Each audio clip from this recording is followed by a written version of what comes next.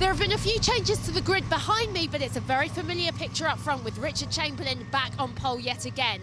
However, how different will the podium look? Race number 4 is all about endurance.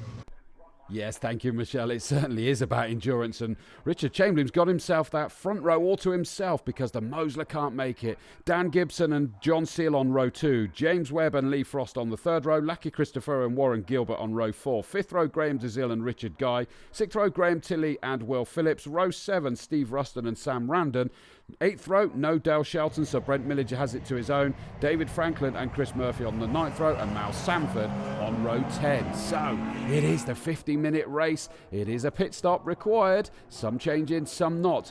The pole sitter, he's doing the whole thing on his own. Richard Chamberlain pulls away from another car doing it on his own.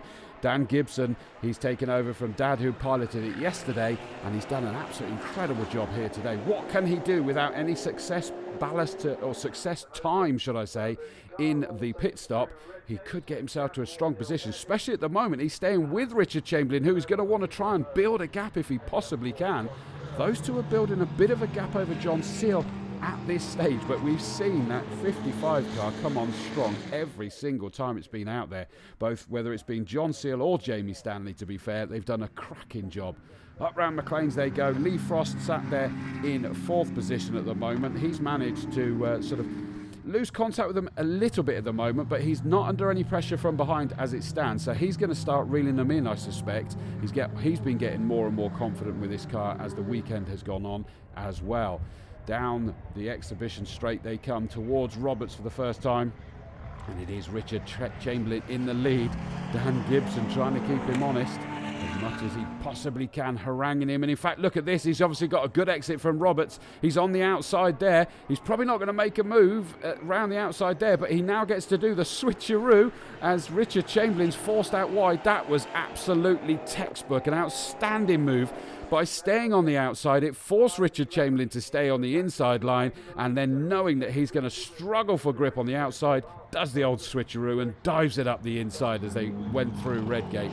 Great move by Dan Gibson, and he already is starting to pull away, and Richard Chamberlain was so unsettled that it's put him in under pressure by John Seal. This GTA battle still raging, and it's Graham Tilley that's got the nod at the moment in the TechServe Ginetta G55. And coming down through to Old Hairpin, that looks like Graham DeZille in 19, just about holding off the number 3 car of Warren Gilbert. Totally different groups. One's GTC, one's GTB. They don't care. They're going to fight with anyone. It is the joys of the GT Cup. There's fights throughout. Well, it did look initially as though Richard Chamberlain lost contact with Dan Gibson, but he's managed to claw that back again. He's not had to go defensive any longer with John Seal, so he's been able to focus frontwards, and he has reeled him in. Not quite putting pressure on him yet. Dan Gibson does look like he's in control of this at the moment in that beautiful McLaren 650S. Really is a gorgeous car and very powerful. And then we've got number 83, Richard Guy, in his different livery and different car, 488 Challenge. Different Sunday for him this time round, and he's got that going. Great guns. Just managed to get past the GTB car of Warren Gilbert. As I say, different groups don't care. They're just having a whale of a time. Graham Tilley still holding on to GTA at the moment, keeping the 79 Team Hard Ginetta G55 of Will Phillips behind him at the moment. And you see just behind him is the 44 GTH leader of Steve Ruston that started that McLaren 570. As they go plunging back down through the crane of curves, Graham Tilley desperately trying to put a bit of daylight between himself and the Team Hard Ginetta, and especially as they know they've got the McLaren behind them. Different group, but we've seen it throughout. That does not matter. So Graham Tilley trying to do his absolute utmost before it gets to the pit stop stage as they come back up the hill through Schwanzkirch into the right-hander of McLean, just keeping it nice and tidy as they make their way towards Coppice in this evening sunshine here at Donington Park. And definitely that Team Hard car. Remember, you've got the dynamic of a different driver taking over that car. Graham Tilley going the full distance in this one, which A, is going to be physically harder, as we know, but he's also got the dynamic of different strengths and weaknesses of the different drivers that he's going to be competing with.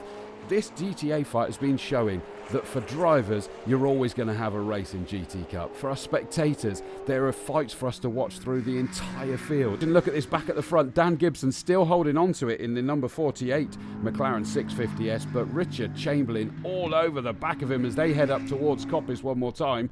And he's just not quite getting himself into position to make a move at this stage, but you can see that he is haranguing him as much as possible, and we've got the pit stops yet to do, so he wants to do something. I thought he was going to have a look there as he got down towards the right left of Roberts onto the start-finish straight, but not quite able to do it at this stage, through to complete yet another lap in this 50-minute race. As they come down towards Redgate, he's not close enough to try and do to Dan what Dan did to him earlier in the race. So Dan Gibson still has the lead at the moment. Round Hollywood, down towards the Craner curves. These cars must be incredible down through the Craner curves. Grip it and rip it.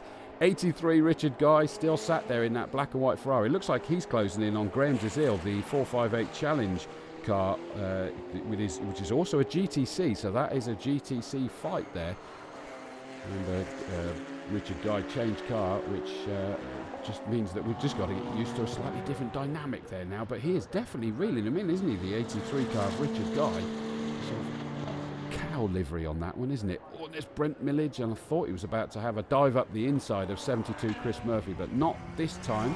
There's James Webb. He looks as though he's going to be trying to desperately do something with the Group C, but there's quite a very healthy Group C here, GTC. But at the moment, it does look like Richard Guy is desperately trying to put a move on 19. Graham Desile, he's looking towards the inside as he gets towards Redgate. Oh, I thought there was going to be a slight bit of contact, but not quite able to do it.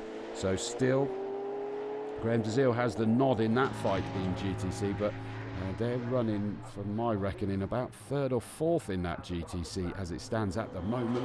Down through to Old Hairpin. Not quite able to make a move there, but my goodness, he is desperately trying to find a way to do it, as is Richard Chamberlain at the front of the field. He's coming down towards Roberts, surely not there. Yes, he is. He's managed to throw it up the inside, threading the eye of a needle through that chicane onto the Wheatcroft straight. Cracking move. And what exceptional driving by these two. They are fighting hard but fair. No paintwork traded whatsoever there by either of these two. Up goes Richard Chamberlain, just running wide there, and so Dan Gibson's coming back up the inside there. Scrabbling for adhesion was Richard Chamberlain.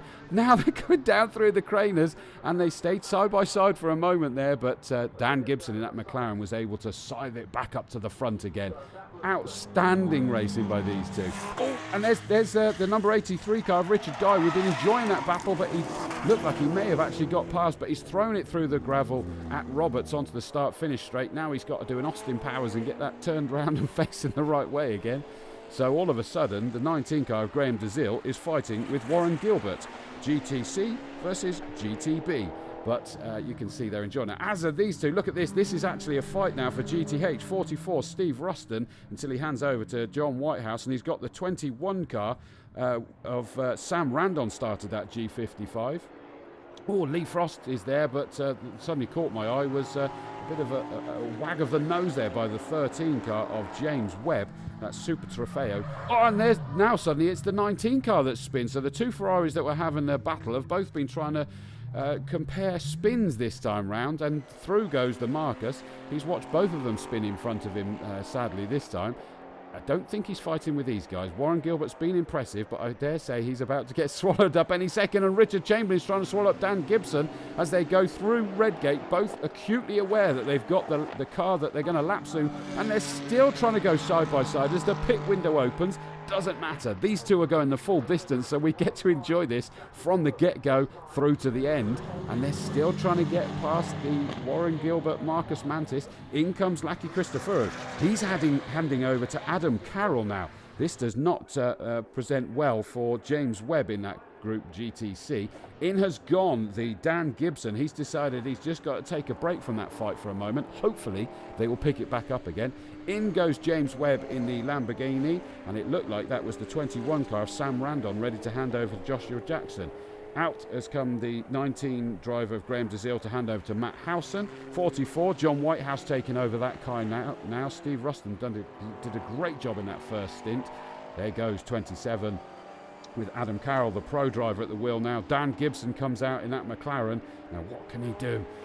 He's the one that had the benefit in terms of the penalty in the pit, the success penalty. Richard Chamberlain, that would have been, just felt like an absolute age for him as he comes back out now in the middle of another fight further down. And there, all of a sudden, just behind him is the 55 car, Jamie Stanley, the pro driver that's going to be trying to get his way through this before the end of the race.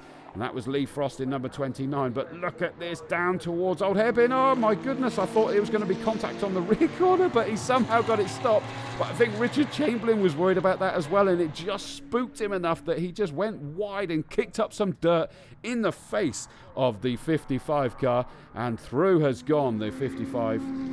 Now that puts him up into second, and he's going to have to hunt down Dan Gibson, that's up quite a long way ahead at the moment, so that'll be a big ask. But Jamie Stanley is one heck of a pro driver. They nearly did it yesterday in the pit stop race, but couldn't quite do it when a red flag came up a little bit earlier, so they're going to be looking to do it as quickly as possible. There goes the 21 car, now at the hands of Joshua Jackson. So are they going to be trying to keep hold of that GTH honours this time round? Through past him, putting a lap on him goes Jamie Stanley. There is the 27, Adam Carroll, another outstanding pro, desperately trying to make sure that GTC is all theirs. In the sprint races, James Webb has been able to take both the victories, but it's just been that little bit more challenging come the pit stop race. Equally, these guys, the 55, they have done what I said surely was too much to do. He has closed in on Dan Gibson. We have seen how incredible Dan Gibson has been racing, so that gives you an idea of just the talent of Jamie Stanley. Diving towards the inside here at Roberts, surely not. That has got to be eye of a needle stuff again, and he has done it, and he did it early as the light starts dimming here at Donington Park. The talent is doing the absolute opposite. It is coming massively to light. This is just incredible racing here. Up into the lead has gone the 55 car of Jamie Stanley. John Seal will be going wild in the pits. He certainly loves his racing. Someone's off into the gravel. That's the TechServe car of Graham Tilley, just managing to get it through the gravel, but understandably that's upset the car a little bit. He gets it stopped before the barriers, and hopefully he'll be able to rejoin and see it through to the end, especially this close. The last lap, there goes the GTB leader. There goes the GTO and overall race leader of Jamie Stanley in the number 55. As we come through, there goes the Marcus Mantis, but the checkered flag is taken by Jamie Stanley. They fought their way through, they took that victory, an incredible performance.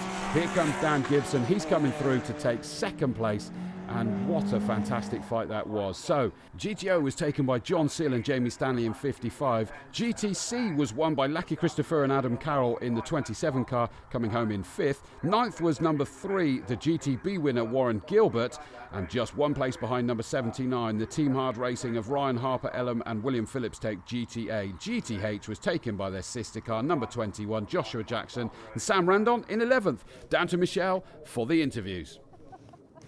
Jamie did a good job. I kept as close as I could to the leaders, and Jamie finished it off. And if I could keep within 5-6 seconds of them, there was no question about it. So it was good. Fantastic race, and just a brilliant weekend altogether. Yeah, the second part was good. We had a great stop, and the McLaren was a little slow coming out of the pit stop, so we had a nice little bit of buffer. So yeah, no, it was good. The car started to drop off towards the end, but it was just about managing the lead at that point. So no, we had a great weekend. An excellent driving by my teammate.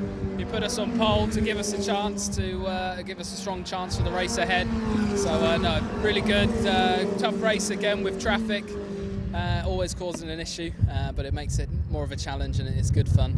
Well, I hope you've enjoyed this first weekend of GT Cup racing as much as we have. It's been fantastic. And we'll be doing it all over again for round 2, which is next month when the cars roll into Snetterton. See you then.